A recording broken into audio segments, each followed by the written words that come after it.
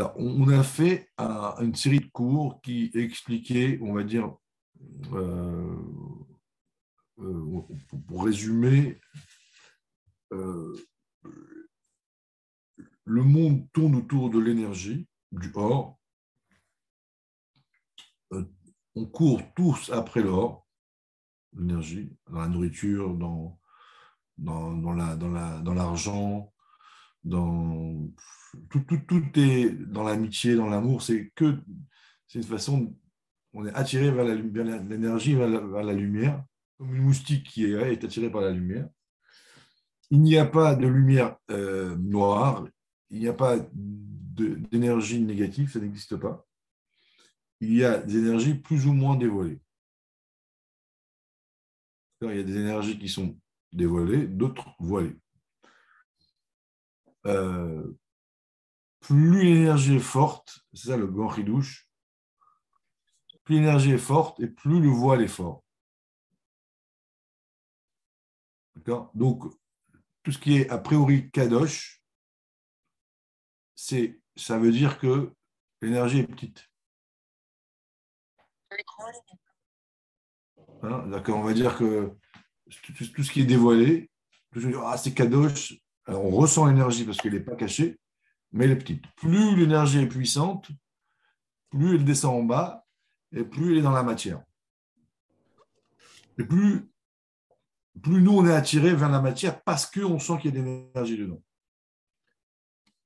Voilà, en gros, c'est ça qu'on a vu depuis quelques semaines, et ça explique en fait la vie.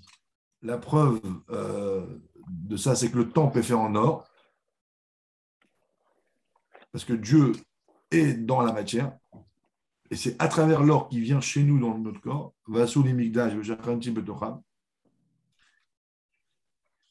Deuxième chose, de là on apprend que, en fait, le rôle de l'homme, c'est d'aller dans le monde de la matière, mais là-bas, il y a un risque.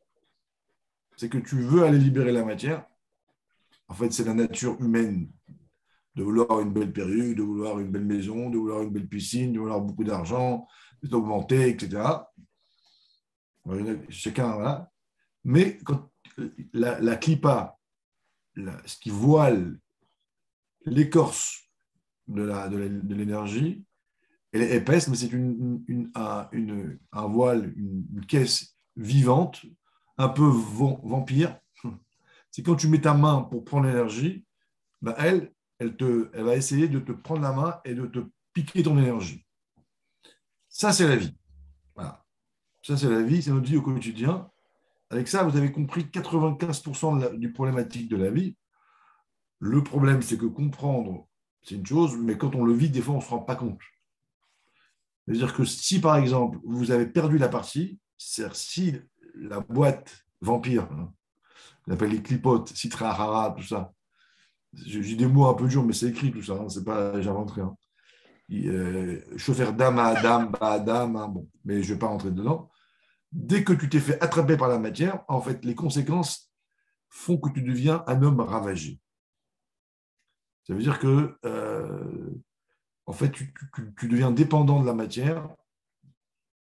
En fait, tu deviens fou. Tu ne peux plus contrôler ta pensée. En fait, tes émotions, ils te rendent. Voilà. En fait, tu es comme un drogué qui a besoin encore d'énergie. Ça, c'est les conséquences d'un homme qui a mal géré ses émotions. Sa relation à la matière. Par contre, si tu fais l'inverse, tu vas prendre l'énergie de la matière, tu l'as pris délicatement, sans te faire attraper par les clipotes, et ben là, tu grandis, tu dévoiles ton âme et tu deviens un héros. Parce que vous voulez heureux, apaisé, parce que tu t'es nourri d'une nouvelle énergie que tu avais besoin. Est-ce que, Tu peux donner est-ce que des c'est exemples Des exemples? Alors, c'est quoi des exemples? de quelqu'un qui aurait échoué? Ben, par exemple, alors déjà, la preuve la plus flagrante, hein, quand même, c'est important, c'est que Dieu dit à Abraham, vous allez en Égypte pour récupérer l'or. Okay, voilà, le peuple juif est construit, la promesse du peuple juif, c'est d'aller en Égypte, d'aller dans la matière, Mitzrayim, c'est Metzahar, et pour récupérer l'or. Donc pourquoi l'or? On n'est pas un peuple on n'est pas une religion pour être riche, parce que dans l'or, il y a la plus grande énergie. D'accord. Et quand on a quitté l'Égypte, on est resté un an ou un mois en plus, je crois, pour prendre cet or-là. Et Erev Rav, hein, quand on dit que les Erev Rav sont venus avec nous, ces fameux convertis, on dit qu'il y avait 200 Rav, c'est 202. On a libéré 202 étincelles qui étaient dans l'or. Donc, c'est la preuve, on va dire, pshat. Oui, je veux dire dans la vie, quoi. Oui, je sais, Ah mais oui. je n'ai pas répondu à tes questions. J'ai amené déjà une preuve pshat de ça. Voilà. Maintenant, c'est-à-dire, excuse-moi Mandela, mais j'insiste là-dessus.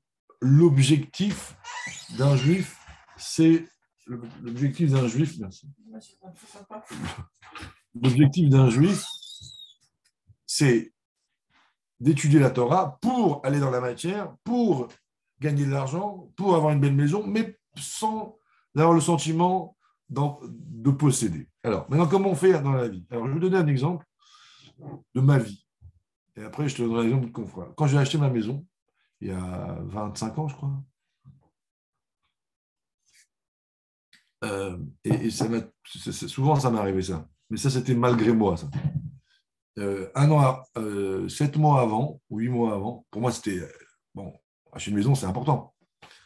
J'ai eu une histoire qui me tombait dessus, et bon, je ne vais pas dans les détails, qui a fait que l'avocat m'a dit, monsieur, on peut vous prendre la maison. Il m'a dit, partez en Israël. J'ai rien fait. Oui, mais tant mieux. Bon, j'ai peu. Donc, j'ai eu voilà, j'étais inquiété. Donc, Baruch Hashem, à la fin, rien du tout, c'était juste une peur. Mais le jour où je suis rentré chez moi, tout le monde était content. Et moi, je savais dans ma tête que ce n'était pas ma maison, qu'on pouvait me la prendre du jour au lendemain. Il y avait 3 ans, tu sais, il y a un délai de 3 ans.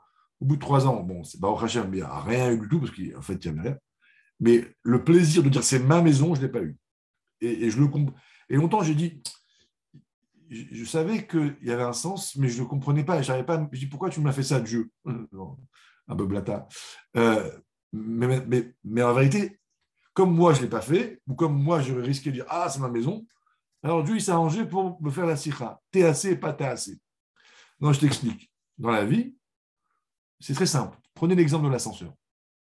Quand tu prends l'ascenseur, tu appuies sur le bouton, tu es conscient que tu es juste un déclencheur.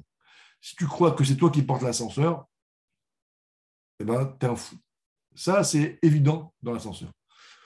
Tout ce que tu fais, Mendel, tu es qu'un déclencheur.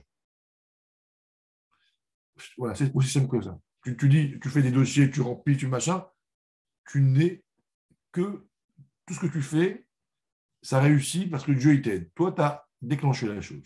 Alors, tu n'arrives pas à le concevoir, tu n'arrives pas à le voir, tu n'arrives pas à le réaliser, c'est parce que Dieu, il veut que tu aies le libre arbitre. Dès que tu te prends au sérieux, en fait, tu appartiens au projet. Et donc, quand ça s'arrête, eh ben, ta femme, elle te dit, Mandel, t'es lourd, tu ne peux pas appuyer sur le bouton correctement. Okay. Alors, dans l'ascenseur, tu vas rigoler comme ça. Et tu n'es même pas touché. Voilà. Par contre, si tu crois vraiment que c'est ton bout, ça m'est arrivé jeudi soir, à force de parler d'ascenseur, Dieu me l'a fait. Je prends l'ascenseur pour aller au cours ce jeudi soir. Non, je suis en dernier. L'ascenseur s'arrête au milieu. Tiens, voilà l'exemple. Je voulais crier à l'autre, mais il n'avait rien fait. Il a appuyé sur le bouton. Je l'ai vécu. Voilà. J'ai eu une mode un petit peu de rasera là. Et il n'a rien fait, il appuie sur le bouton.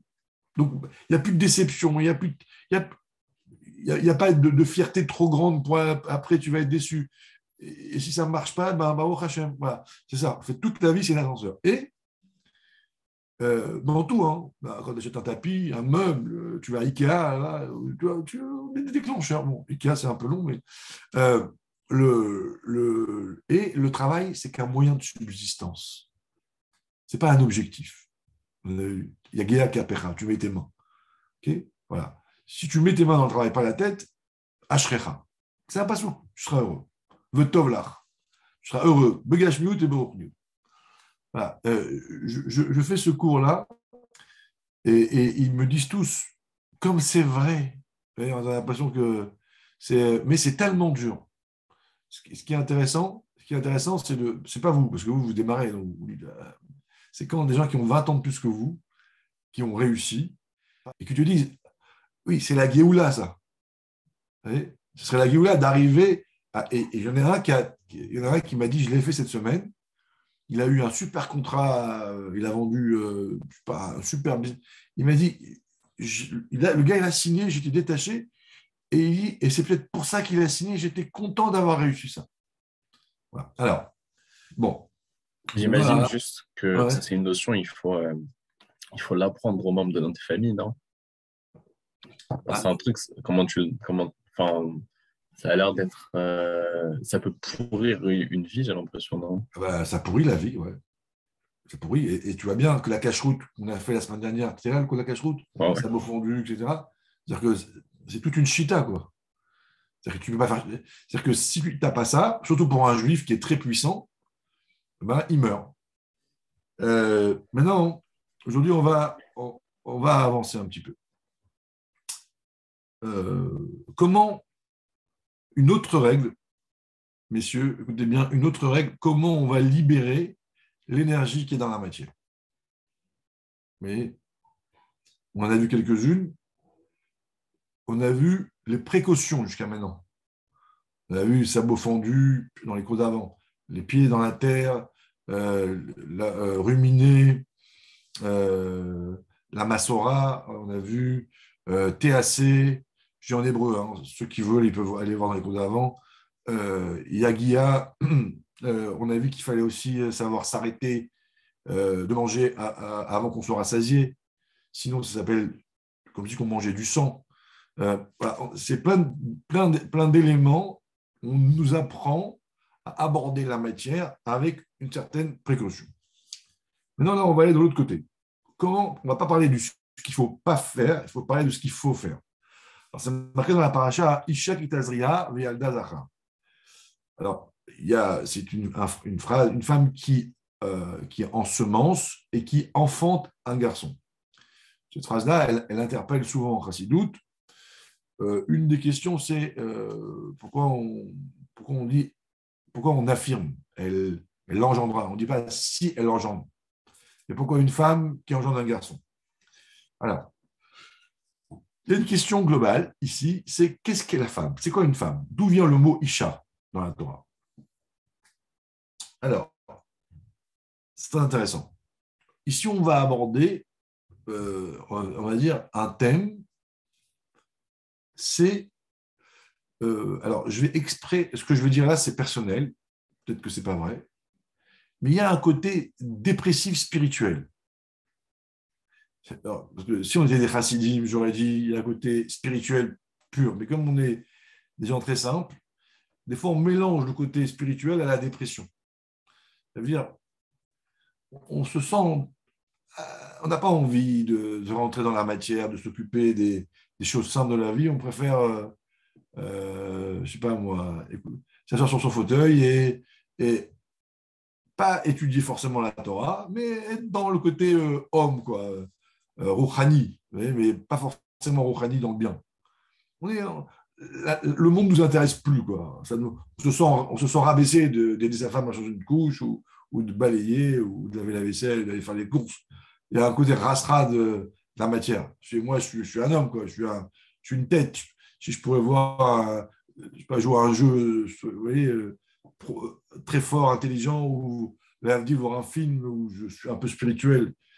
Parce qu'à notre niveau, c'est ça le problème. On n'est plus comme avant de Rouhani, où je veux être une bonne toute la nuit, où je veux étudier. Il faut parler des choses de concret. Okay. Alors, en vérité, ce côté où on veut être dans le plaisir intellectuel, raffiné, même si ce n'est pas dans le bien, en disant ça, je sais que je prends un risque, mais je prends le risque. Ça peut venir en fait d'une connotation, d'un écho spirituel dans nous.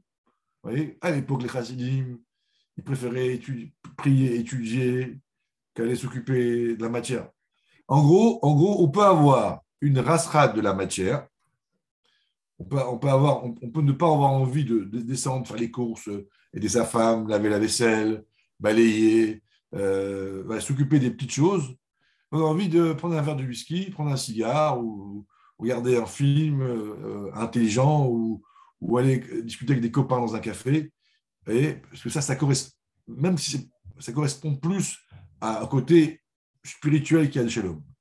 Ce que je décris là, à l'époque chez les chassidim, c'était, alors peut-être encore maintenant aussi, sûrement, mais pour parler à nous, c'était les gens, ils étaient mis de bonnet toute la journée à l'étude de la tefila, à Avak et Rish Pehesh, ils montaient dans un niveau spirituel, et faire les mitzvot, c'était pour eux une descente. Vous voyez? Mais il faut poser la question aussi pour nous. Parce que le désir, des fois le désir de l'âme, quand on est un tzaddik ou un chassid, de prier toute la journée, quand il tombe chez nous dans les gens simples, ça peut s'exprimer où on en a ras-le-bol de descendre trop bas. On veut prendre du plaisir dans des sujets qui sont un peu raffinés, lire un livre de philo, de psychologie, ou sortir avec des copains au café pour refaire le monde. Ça correspond plus à notre niveau. Vous voyez, chacun. Voilà. Donc, si vous voulez, il faut adapter, si vous voulez, l'attirance vers le côté spirituel peut se traduire de différentes manières. Alors, je ne sais pas si vous avez compris la question, mais si vous n'avez pas compris, dommage pour moi. Mais en tous les cas, vous allez voir dans la sikha, la question est posée plus simplement. Alors, pour répondre à cette question, en français, on dit il faut descendre dans le bocal. C'est-à-dire, il faut un homme, il y a des gens qui sont malades parce qu'ils n'arrivent pas à s'intéresser aux choses très matérielles. Pour eux, balayer la salle à manger, c'est une perte de temps, quoi. Ils préfèrent rester sur leur écran. Vous voyez, c'est comme une angoisse. Laver la vaisselle, c'est une avéra pour eux, quoi. Vous voyez, ils ont un côté trop divin, trop intelligent, pour se rabaisser à mettre les mains dans le savon. Ouais. Alors, ça c'est la question. Alors, on va s'arrêter sur le mot Isha. D'où vient le mot Isha? Le mot Isha, hein, il y a Isha, donc la femme, Tazria, qui ensemence, et il y a le garçon qui naît. Donc on a trois thèmes ici: femme, ensemencé, garçon. Alors le Shla Kadosh, il dit la femme, c'est le Ham Israël, l'ensemencement, c'est les mitzvot, et le garçon qui va naître, c'est le fruit des mitzvot, comme Asher Strala. Voilà, bon, il y a un Shla Kadosh qui dit ça. Alors, on va une. Alors, juste je vous donne déjà là, je vous pose le sujet.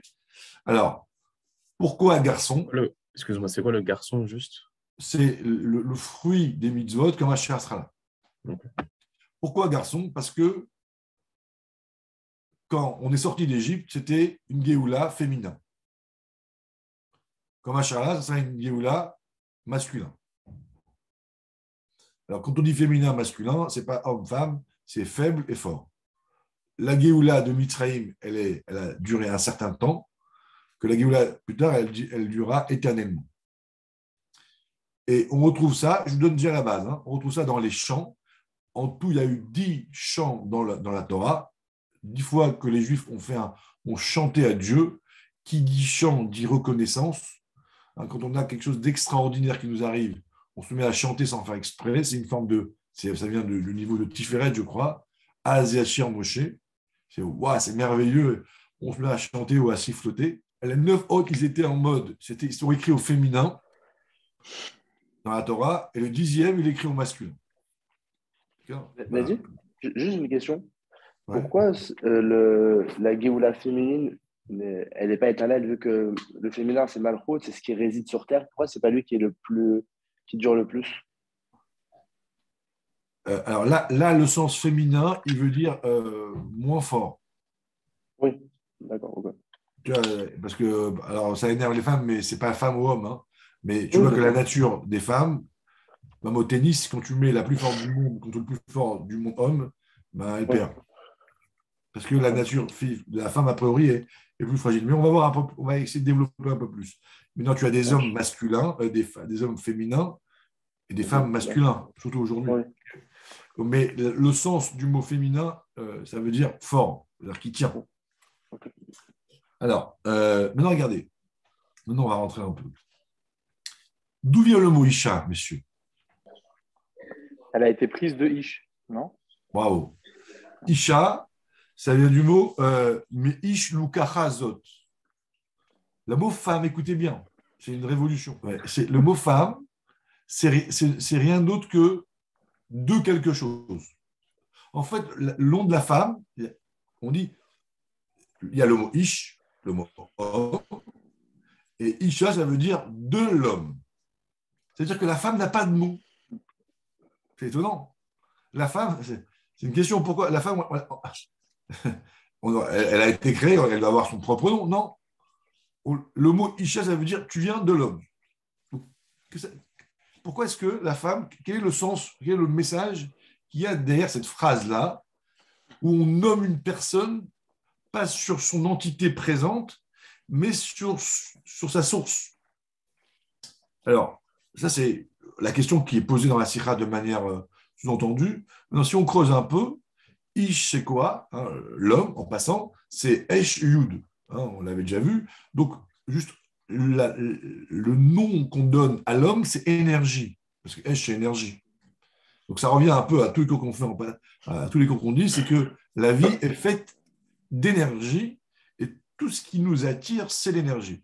Il y a quelqu'un qui m'a dit, j'expliquais, il me disait, mais c'est quoi l'énergie? Je lui dis, mais ça fait 3 semaines qu'on me parle, et tu me poses la question maintenant, c'est quoi l'énergie? La moitié des cours qu'on fait, c'est sur l'énergie. Et après, je lui ai dit, mais en vérité, la question, c'est pas c'est quoi l'énergie, c'est quoi la matière? Parce que la vraie question, c'est ça. Comment Dieu il a fait pour créer la matière? Parce que Dieu est énergie, et il y a l'essence de l'énergie, il y a le rayon de l'énergie, et tout d'un coup, la matière. Mais la question, c'est c'est quoi la matière? Et je fais une parenthèse là-dessus. Hein. Donc, le mot, quand on étudie Chassidut, on se rend compte qu'il faut absolument intégrer dans sa vie la notion du Esh, qui est la source du Ish, et qui est la source de Isha, et qui est en fait ce qui nous anime profondément, inconsciemment. D'accord? C'est-à-dire que tout ce que vous faites, messieurs, quand vous allez travailler, gagner votre vie, c'est vous allez chercher du Esh, de l'énergie. Quand vous mangez, vous allez chercher l'énergie. Et dans la matière, il y a plus de Esh que dans l'homme. Parce que dans la matière, il y a du Esh de Tohu. Dans une carotte, il y a le Esh de Tohu. Comme moi, je suis un Esh de Tikkun. Donc en vérité, dans ma vie, quand je réfléchis au monde, je dois toujours me poser la question où est prendre conscience que ce qui m'anime, ce qui m'intéresse dans l'amitié, c'est prendre de l'énergie. Dans l'argent, c'est prendre de l'énergie. Et si j'ai conscience de ça, il y a une énergie qui est dangereuse pour moi. Laquelle? C'est celle qui est en prison, à Sourds, hein, rappelez-vous. Ce qui est interdit, ça ne veut pas dire qu'il n'y a pas d'énergie. C'est qu'il y a une trop grande énergie pour moi, et donc je suis très attiré par rapport à ça. Et je sais que si je goûte, par exemple, à Tarata Mishpacha, aujourd'hui, il y a des jeunes qui ne font pas attention à ça. Ils me disent, ah, j'arrive pas. Je dis, mais tu sais, il me dit, mais quand je transgresse Tarata Mishpacha, je sens un plaisir différent. Je dis, ouais, c'est un plaisir qui va te tuer. Mais vous voyez, c'est-à-dire que si tu dis, c'est pas bien, alors c'est pas assez. Si tu dis, c'est très fort, mais donc dangereux, donc le combat, il est plus facile. C'était une parenthèse. Bon, alors, on revient au mot Isha. Isha, ça veut dire, elle vient de l'homme. Et qui est-ce qu'on appelle Isha? Le Ham Israël. Pourquoi? Quel est le message de ça? Alors, écoutez bien. Le Rabbi, il dit, là, je fais dans les mots parce que c'est fort. Tous les noms qu'on donne au peuple juif viennent nous donner un message. Et pourquoi on appelle le peuple juif Isha? Pour nous dire que toute sa Metsiout, c'est le Ish. C'est l'homme, d'où elle vient. On m'appelle femme, on nous appelle femme Isha, qui veut dire de l'homme, pour me dire que ma réalité, c'est pas ce que je suis, c'est d'où je viens. Donc en réalité, messieurs, déjà ici on apprend que le peuple juif, donc chacun d'entre nous, peut avoir 2 positions. J'ai ma position de Isha, on m'appelle Isha, donc je suis une Isha, parce que je suis une nouvelle entité. Mais en même temps, ce nom-là me dit quoi? Me dit que je ne suis que l'émanation du Ish. Donc on me donne un nom donc, qui m'identifie, mais ce nom me dit que je suis l'émanation de l'autre. Donc, ça veut dire qu'en vérité, je suis deux. Je suis une Isha, et dans mon nom, on me rappelle tout le temps que je suis que la source, je suis que l'émanation de là. Ça veut dire quoi? C'est qu'en vérité, dans notre vie, on peut avoir deux positions. On peut avoir des moments où on va être en mode Ish, en mode homme, et d'un moment donné, on va être en mode Isha. Par exemple, pendant la tfila. Pendant la tfila, qu'est-ce que je fais? Je me rappelle de ma source, de ma maison. D'accord? C'est-à-dire que je me mets en mode Ish. Qu'est-ce qui se passe à ce moment-là? Regardez bien. En mode Isha, tu veux dire? En mode Ish. Pendant la tfila. Je me reconnecte à ma source. Okay? Donc, ma source, c'est Ish. Qu'est-ce qui se passe à ce moment-là? Regardez bien. Je me mets en mode dépression avec mes mots à moi. C'est-à-dire quoi? Le Ben Israël en nogaat chumriyut, vegashmiut. Un juif, la matière ne l'intéresse pas. Be'etzem nafsho, dans son âme, lo nogimlo gampras vesra ruchani, même les récompenses spirituelles ne m'intéressent pas. Quand je suis en mode ish, quand je me rappelle d'où je viens, et quand je ressens mon état de ish, les cadeaux spirituels ne m'intéressent pas. Même les plus grands niveaux, Asilut, Bria, Yetzira, Gan Eden, ça ne m'intéresse pas. Ça veut dire que, c'est-à-dire ni le Gan Eden d'en bas, je me rappelle, il y a un chant qui dit, je veux ni ton Gan Eden d'en bas, ni ton paradis d'en haut, ce que je veux, c'est toi. Donc, il y a un niveau en moi que quand je le ressens, en fait, mon seul désir, c'est de mourir, de retourner à la maison. Cette sensation-là, elle va s'éveiller en moi quand je suis en mode ish. Okay? Mais alors, qu'est-ce que je fais à ce moment-là? À ce moment-là, c'est dangereux, parce qu'on peut être comme les fils d'Aaron, où, à un moment donné, ils ont tellement. On voit des fois en Farmargen, on chante, machin, et quand on a ces sensations-là, tout d'un coup, on pense à la journée qu'on a eue, aux intérêts de la journée, on te dit, mais ça ne m'intéresse pas. Comment j'ai pu toute la journée me bagarrer pour des choses aussi simples, et maintenant, ça ne m'intéresse plus. On voit pareil, il y a des gens, des fois, ils se bagarrent avec des clients sur 6, 10, 15, 20 euros. D'un coup, ils sont dans une ambiance, ils font un don de 5, 10 000 euros. Tu dis, mais Makara, comment ça se fait que là, tu t'es disputé pour 100 euros et là, tu donnes 10 000 euros? En fait, c'est ça. Là, je suis en mode ish. Maintenant, regardez. C'est quoi le taflik de l'homme? C'est que quand je ressens ça, je dois me mettre en mode isha. Je dois descendre tout de suite. Après la tfila, on fait une halakha. Vous savez? Et je dois, on va dire, me repositionner en tant que création de Dieu, en tant qu'émanation de Dieu. Et quand je suis en mode Isha, qu'est-ce que je dois faire? Je ne dois pas me mettre en mode je vais étudier la Torah, ou je vais ressentir l'amour de Dieu. Je dois faire des mitzvot dans la matière.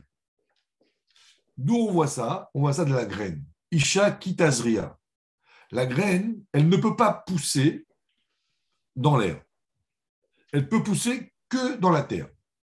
Ça veut dire que l'objectif d'un juif, c'est de passer en mode Isha, c'est-à-dire en mode être humain dans la réalité de la vie, de devenir un homme, où je pense à moi, à la femme, c'est aussi le corps.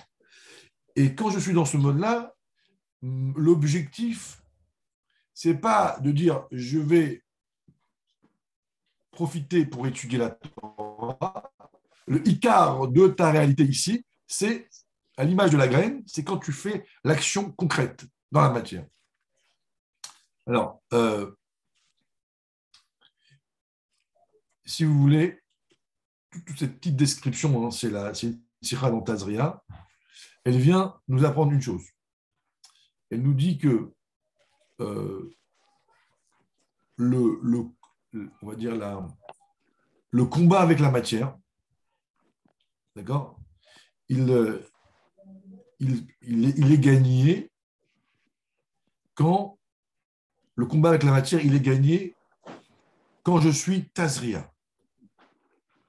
C'est-à-dire que tous les cours d'avant, on a vu comment il fallait se protéger de la matière. Mais maintenant que je me suis protégé, qu'est-ce que je dois faire? À la Yeshiva, il y avait un rocher Shiva, je ne sais pas si je vous ai déjà raconté. Chaque année, il amenait au rabbi un nouveau sefer. Chaque année, le rabbi lui disait, est-ce que tu fais Mifsaïm? Lui, il avait écrit un livre de Mefarshim très profond. Le rabbi lui prend et dit, est-ce que tu fais Mifsaïm? Et moi, je le voyais, c'est un gars avec sa valise, tous les vendredis. Bon, je ne sais pas si vous vous rendez compte. Il marchait, il prenait le train, il allait dans une rue de gens complètement, des juifs simples, et il en mettait les tefilines. Et pourquoi? Tazria. Aïkar ou Amaasé. Et la graine, c'est dans la terre. On revient. Ça veut dire que ma confrontation à la matière pour libérer l'énergie qu'il y a dans la matière, comme on a dit, Veikrouli Trouma, pour me prendre à moi, c'est surtout comprendre qu'on ne peut pas rester neutre, on ne peut pas rester entre les deux. Je suis Isha, je suis une création, mais mon kiff, c'est d'apprendre la Torah et de ressentir l'amour de Dieu. On te dit non. Il y a l'extrême haut, Ish, il y a l'extrême bas, Maasé, Bepoel dans la terre. Et donc, un homme, même s'il sent en lui le désir de monter vers le haut, on te dit ça, c'est ton Ish qui te désire monter vers le haut. Mais ça, ce n'est pas le moment de maintenant. Maintenant, tu vas prendre le balai, tu vas balayer la salle à manger, tu vas changer les couches, tu vas faire la vaisselle, tu vas aller dire à un juif, tu vois, simple. Et là, tu mets les graines dans la terre. Et le rabbi continue, il dit que quand on fait ça, il faut le faire en mode avec la puissance du Ish. C'est quoi la puissance du Ish? Aussi, je vais un peu vite parce qu'il est tard. Le rabbi dit Ish, c'est quoi? Ish darko lichvosh. Un homme, il a une tendance à être violent un peu, à conquérir, l'Ukraine, mais dans le bien. C'est quoi? Yesh la'asot et adavar. Il faut faire cette chose dans la matière, betokef, avec la puissance d'un homme conquérant, donc avec une forme de violence, pas agressif, mais pour pouvoir être dans la matière, ce côté Isha qu'on a expliqué, mettre la graine, il faut utiliser la violence du masculin, mais la violence pas verbale ou physique, mais dans la puissance qu'on fait. Comme c'est marqué, Idgaber Kahari, il faut être fort comme un lion et ne pas avoir honte devant les moqueurs. Tout ça, ça demande de la violence. Vous voyez, par exemple, là, il y a eu le Covid. Moi, même si on était à la maison, j'imposais le matin, on se lève, pas trop tard, et le soir, on dort à une certaine heure. Ouais, pourquoi? C'est comme ça. Et des fois, j'imposais ça avec force. On ne comprenait pas. Moi, intuitivement, je me suis dit, on ne peut pas rester être dans le balagan. Et là, je le faisais intuitivement. Là, j'ai une élève à moi qui me dit, mon fils, il est perdu. Je dis, pourquoi? Il dit, par exemple, Covid, il dormait très tard, il se levait tard, il est perdu. Et elle n'arrive plus à le récupérer. Vous voyez? Donc, des fois, dans la vie, on doit mettre de la force. Vous voyez? Parce que quand vous voulez vous réveiller les enfants, les ados, vous le savez, à 9h ou 10h le matin, qui sont en vacances, il y a une guerre. Mais c'est très dangereux de se lever tard le matin. Par exemple, dans la psychologie, dans le psychisme, dans la psychologie. Voilà. Donc, pour pouvoir mettre la graine, il faut être un ish. Il faut être fort comme un lion. C'est-à-dire que si je fais les mitzvot en disant « Oh, la paix, tranquille », on te dit « c'est pas bon ». Et le rabbi, il finit, je finis rapidement, il dit « Quand on fait ça, alors le ish, l'homme, il arrive à un niveau de circoncision ». Le rabbi dit parce que le ish, le 8e jour, on le circoncis. C'est dans la paracha. Ça veut dire que quand je fais les mitzvot dans la matière, avec la puissance du masculin, je suis circoncis. Le rabbi, il dit, le Yetzer Hara, il a 7 noms. Et un des 7 noms, je ne savais pas, c'est Harel. On l'appelle le Harel. Quand je dévoile par mon côté masculin, ça veut dire par mon côté guerrier, le niveau du 8, le 8e jour, en fait, je détruis les 7 niveaux du Yetzer Hara qui attaquent les 7 milotes. C'est-à-dire, en vérité, tout le problème que je peux avoir un homme en tant que féminin, en tant que création de Dieu, dans ce monde-là, on est attaqué de tous les côtés. Donc on dit, il faut que tu agisses, mais j'ai un Yetzer Hara qui attaque chaque mida. trop amoureux, trop triste. Donc, quand je me bagarre avec force dans la matière, à un moment donné, je développe une 8 qui va éliminer le Yetzer Hara, et il dit mal, c'est quoi la Brit Mila?